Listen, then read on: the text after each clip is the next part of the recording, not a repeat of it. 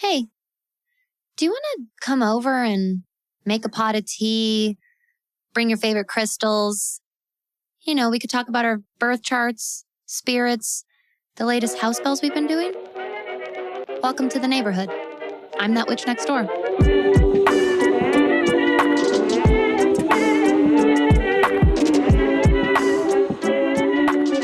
Hey, neighbor. Happy Wednesday, my friend. Welcome back to another episode of That Witch Podcast.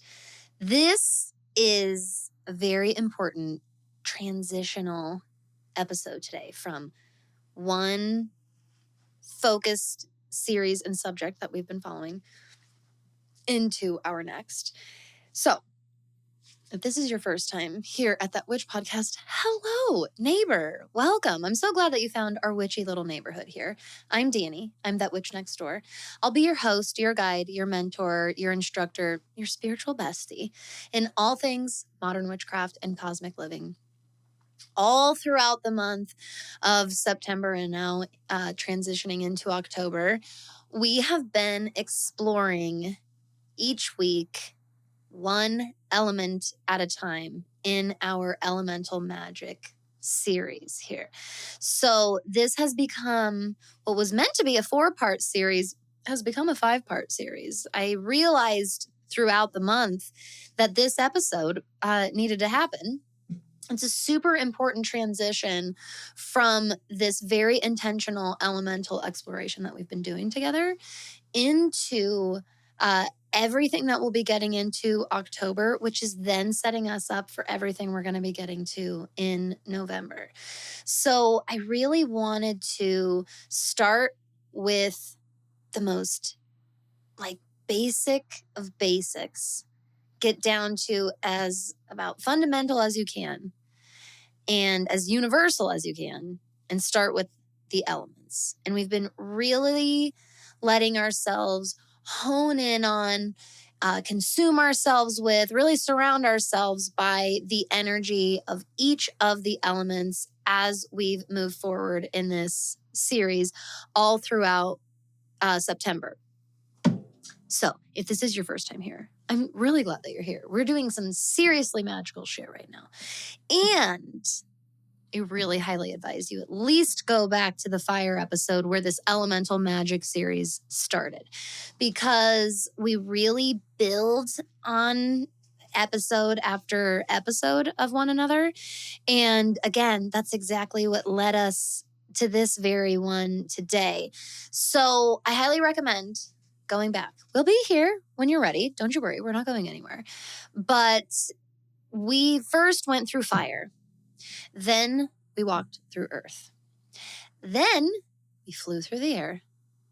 Then we dove into the depths of water. And now we are talking about how the elements come together. We're talking about distinguishing these individual energies and what they look and feel like when they come together, and how we can intentionally blend them together, how we can also recognize them in their individual and kind of blended forms. All of this practice is really exercise that is setting us up for our big month here on the podcast in October, which is safe and successful spirit communication for everyone. It's going to be all released right here on That Witch Podcast. None of it's going to be behind a paywall, because that's how much I believe that this information is necessary and helpful, and I want it to therefore be as accessible as possible. So the Elemental Magick series lays the groundwork, really does lay the groundwork, in my opinion, necessary to head into where we're going in October. So we're not just talking about communicating with spirits and ghosts and ancestors, but that's very much a part of the conversation. We're also talking about working with other entities, with other beings, with other deities. And in order to safely and successfully do any of that and all of the above, I really think that one of the most important things that you're able to do is distinguish even subtle differences in energies. I think it's a really, really, really important skill to hone in on and really, really nurture and strengthen and feel confident in so that you're setting yourself up for the safest and most successful spirit work. So again, I can't stress enough. I really recommend that you at least start at our Elemental Magick fire episode and go through chronologically with us, especially if you're interested in diving into everything we're going to be doing this October, and then November as well, my friend. So it's going to be a really fantastic end of the year around here. So as we're moving through the Elemental Magick series, we're providing all of these real life examples and symbols and representations of each of the elemental energies. And we are continuing that discussion over on That Witch School's Mighty Networks platform. And after each episode, my students and myself are talking about how each of those elemental energies kind of show up and how they feel for each of us. And it was in these very discussions and the reflections, and the ponderings and things that I would have afterward that ultimately led to this episode. It was like it was always a part of the elemental series, no matter what. It was like it was always a part of the conversation, no matter what. As much as we can break down and get to the fundamental building blocks of each of these elemental energies, you can't leave out of the conversation how they come together, how they connect, how they blend, what they look like, kind of intertwined with one another. And it's such a fascinating subject in the first place, but it's also, again, such a helpful one that is only paving us for the road ahead here in our witchcraft work here on the Witch Podcast. So let's see here.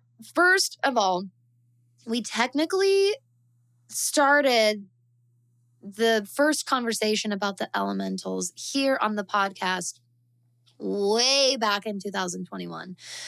How long ago does that feel? 100 years ago, at the beginning of the podcast in 2001, we started talking about the elements, and we really focused on them in an astrological sense. The elements are an incredibly important part of understanding astrology, and that's exactly why I have an entire elementals lesson dedicated in my my astrology program in my school.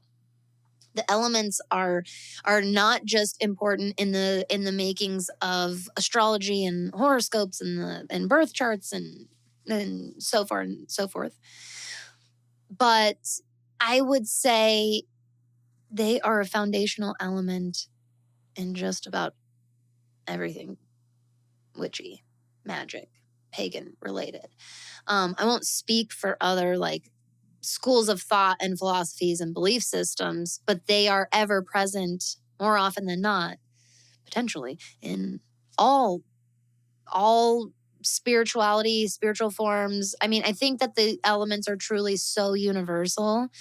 They're quite literally present absolutely everywhere. And you'll see that, or you've already started to see it in our Elemental Magick series. That's how this episode happened. It's so easy to start calling out the real life examples and how we already work with the elements that led directly and honestly inevitably to this conversation about how we bring them together, how they sometimes come together, and sometimes how they clash with one another.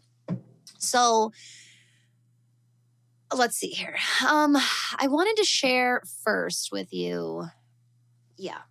I wanted to share first with you some of the beautiful examples that my students and I talked about in Mighty Networks after each of the episodes.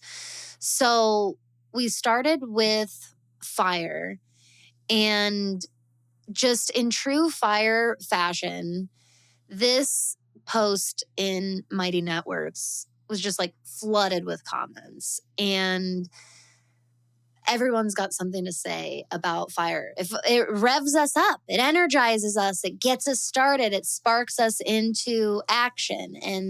And so I thought that that was such a cool example right off of the bat. And another common thread that came through on the fire episode was this mention of, I needed this episode, I needed this series to kind of come back into my craft right now, which is, again, so inherently fire, right? Igniting and sparking inspiration in us. Now, what was cool was already started to come out the conversation of the blending of these energies. And one of my students said, I'm more of a water witch, but I love a good candle flame and use candles in my witchcraft practice. I also use hot/boiling water, sometimes incorporating tea or a hot shower. So right off of the bat, we started talking about combining fire and water and what that looks like coming together. Then we got into the earth episode, and the earth episode was a huge hit right off of the bat. Of the whole entire series, earth probably performed the best of all episodes, like in the shortest time frame, which I thought was so telling of how much we are all craving grounding earth energy. I was cracking up. The episode, if you're curious, that technically performed the worst, kind of significantly so, which is so fascinating because they're all four elemental episodes are structured the same. I used the same template to plan out each of them, the same formula. Like they're all, if we were running an experiment, there was a control there. And air performed the worst by far, honestly. Not by far, but like significantly so. And I think I just attribute that so much to the overly active air energy we're all experiencing right now. If you listen to my Moonday Musings cosmic cast here on That Witch podcast every Monday, we have talked about the air trine between Uranus and Gemini and Pluto and Aquarius right now. And like I have mentioned a few times, that aspect, that conversation between those two planets in air signs right now is going to be lasting us quite a while. There is an abundance, kind of an overabundance of air energy in general right now. And I think that this is why one of the most common collective experiences people are sharing about right now is overstimulation and mental burnout. And those are symptoms of an overexcess in air energy. I think overexcess is a redundant term. So just an excess of air energy. So I thought isn't this all fascinating? I love the elements for exactly this. Look at how the elements got me as a content creator to look at my analytics. You see what I'm saying? God, it's so cool being a professional witch sometimes. So I just thought that was really, really fascinating. Right off of the bat, we are craving earth and grounding. This was a very popular episode, not just in the school, but across all platforms as well. And students brought up amazingly tangible examples of blood and rocks and dirt, working with bones, working with wildlife, working with that wild version of ourselves in general. The amount of us that feel the most at home when we are barefoot, and how being barefoot is almost a stronger physical sense, especially of home and direction, than our vision can be. That's how connected to earth energy some of us feel. I just thought that was so it was so cool seeing all these just like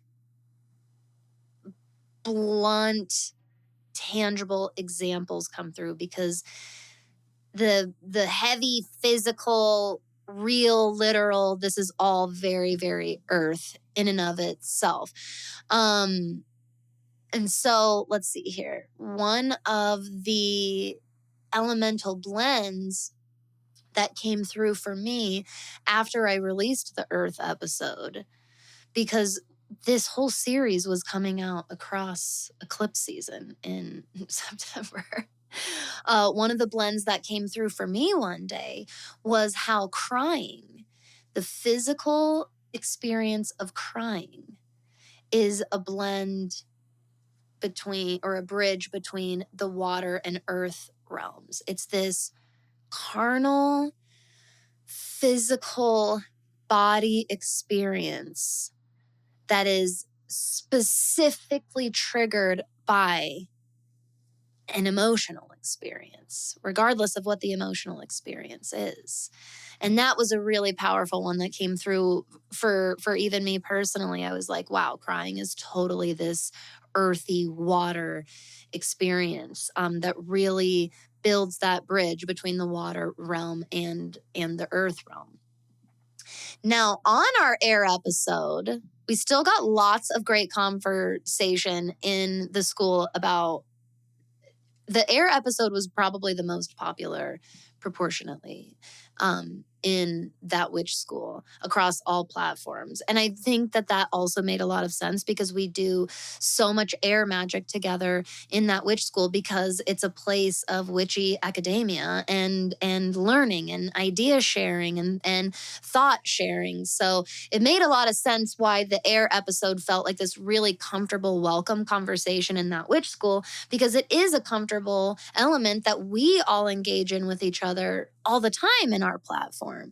But collectively speaking, most of us have been feeling this total surge and excess in air energy, and it's not as much of what we crave necessarily. And so I loved, I was so excited to share some of these examples of air energy that came through after the episode. One of my students said, what comes up for me for air is clouds, the sky, rainbows, incense, wind, tornadoes, blue, white, iridescent, swords, technology, smoke, knowledge, music. I already work with air every time I light incense. I also am always pursuing knowledge, especially in my craft, which I feel is the essence of air. And I love this. Pursuit of knowledge is absolutely such a quintessential air practice.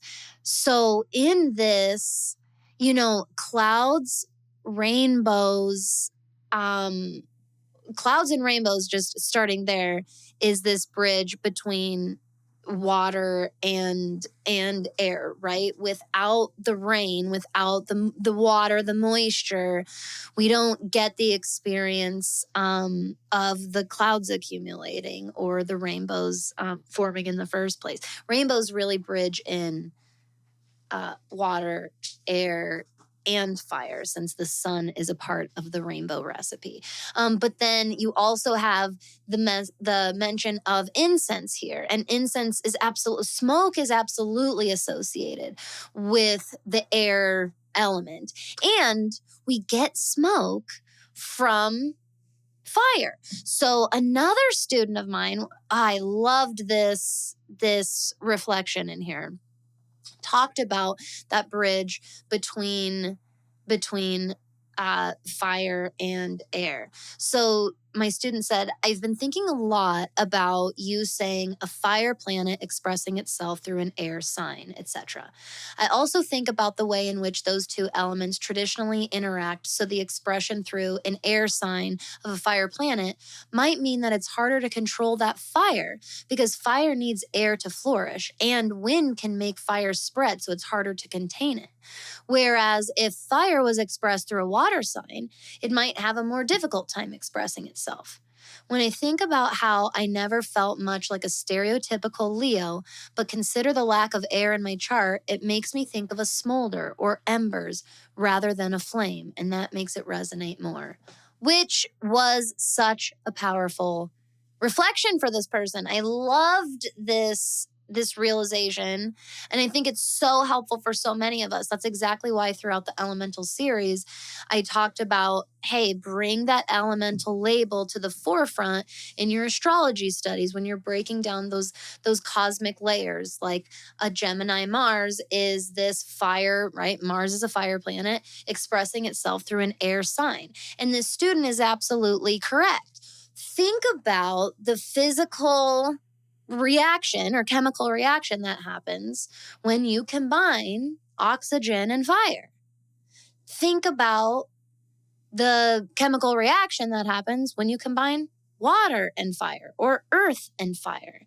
And you can see already how this is going to show up in a symbolic and metaphorical way in a person's personality traits or experiences in their life through the astrology chart.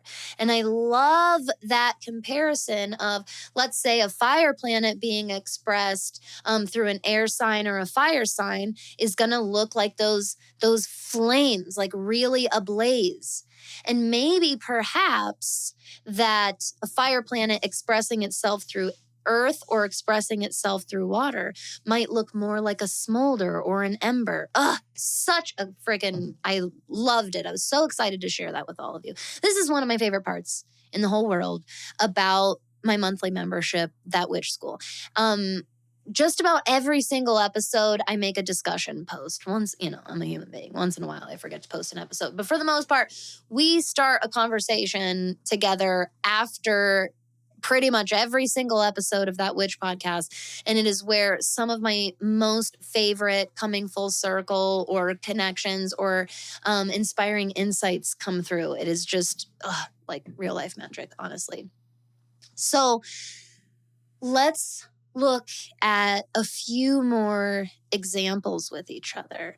I want you to really take this exploration into your own hands as much as you can. I especially advise this if you're somebody who feels like you struggle to distinguish these energies or come up with these examples of the elements for yourself. I am challenging you to do this for yourself because I promise that these energies are so inherently universal that it is so much easier than you think to come up with real life examples of how they show up and what they look like. And those examples are how you're going to channel inspiration for how to work with those energies intentionally in your witchcraft and spiritual practice. So we already started to share a few with each other. One wonderful way that you could symbolize the bridge between fire and water, and honestly, air as well, is extinguishing a fire. And, really sitting with the last remaining embers. Or if you are, especially if it's an outdoor fire and you're using liquid water to extinguish the fire, and the smoke and the steam that naturally arise from that type of extinguishing, you're witnessing, experiencing, and working with the bridge between fire and air and water. The same goes for if you use salt, for example, to extinguish a fire. Salt, except in this case, belonging to the earth element instead of using water for the water element to extinguish the fire.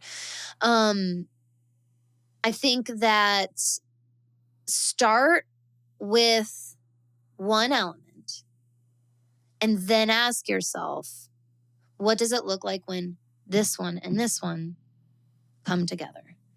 So you could start with fire, or you could start with air, you could start with water or earth. And then ask yourself, okay, I'm starting with earth. Earth is, these bones and blood and rocks and dirt, trees and leaves and wildlife, nature, grass, the body, our physical somatic experience. And really, somatic is kind of our first natural example that starts coming through. A somatic experience is a body experience that is often linked in some way to an emotional experience, like crying. So if you're starting with, okay, earth, what does it look like when water and earth come together? You can first start with the very literal examples. Okay, well, water and earth, instantly I go mud. Think about what it's like to move through mud. What do you feel about mud? What happens when you get muddy or when your shoes get muddy? Do you feel the same way about mud now as you did when you were a kid? Answering these simple questions about mud, you can already start to pull some symbolic themes as well. Mud can represent allowing ourselves to be messy. So our physical and our emotional experience can be very, very bound to be a very messy one, can be a very muddied one. Mud can also look like trudging through, right? Think about the trudging through mud.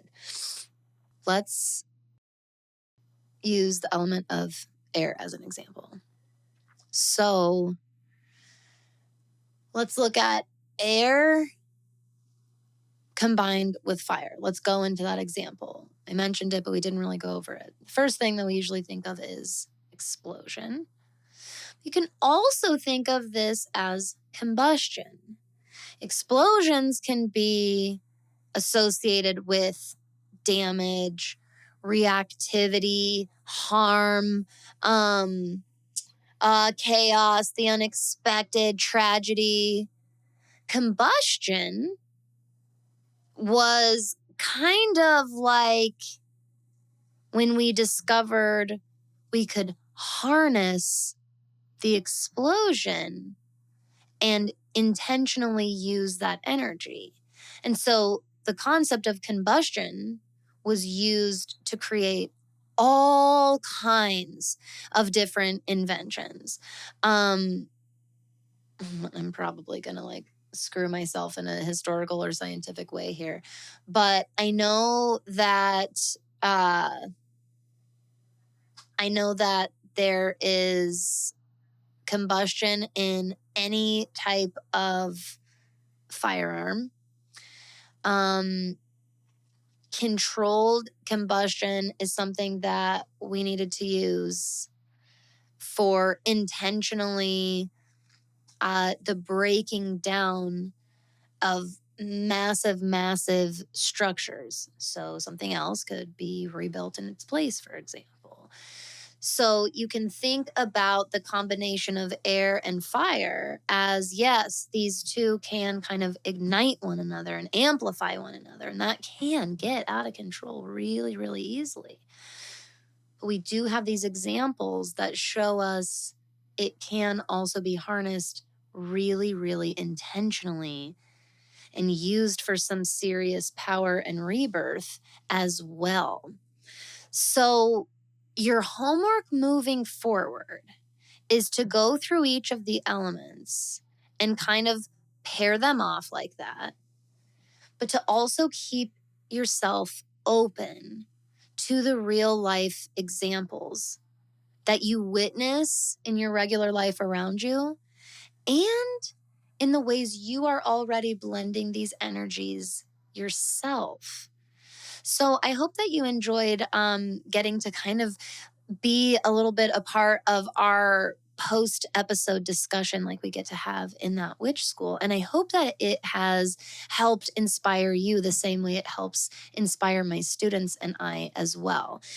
All of my intention with our elemental series and this episode specifically moving forward is exactly what we started talking about and started illustrating at the top of the episode, how important a skill it is to be able to distinguish between different energies, understand what they do look like when they come together and blend, and what an excess of that might look like, and what intentionally harnessing it and utilizing it might also look like.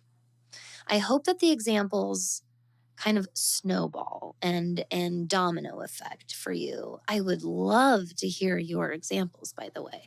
If you're not in that witch school, you can send me a little chat at thatwitchnextdoor.com/conjure that witch. You can get that in the show notes below.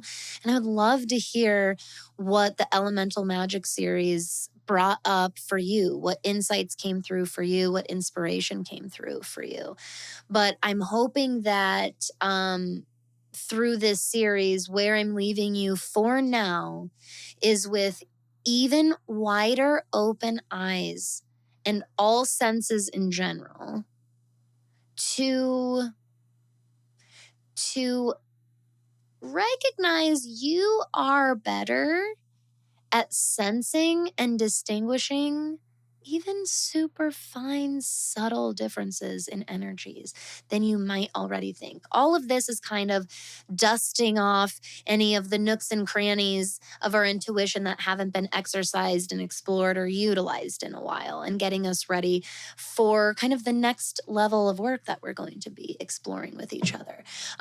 So next time I see you, we are going to start talking about getting into some spirit work with one another, and I cannot wait. So thank you, neighbor, for being here, for your time today and every day. I can't wait to see you very, very soon. And until I do, make sure you stay safe, have fun, and of course, stay magical out there.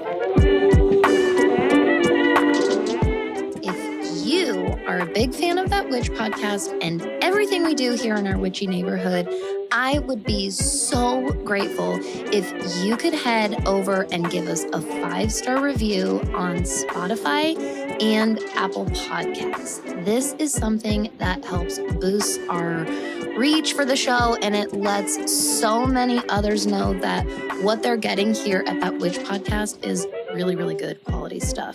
It only takes a couple of minutes and it's totally free, and it makes a huge, huge difference from one witch to another. Thank you so much for your support, neighbor.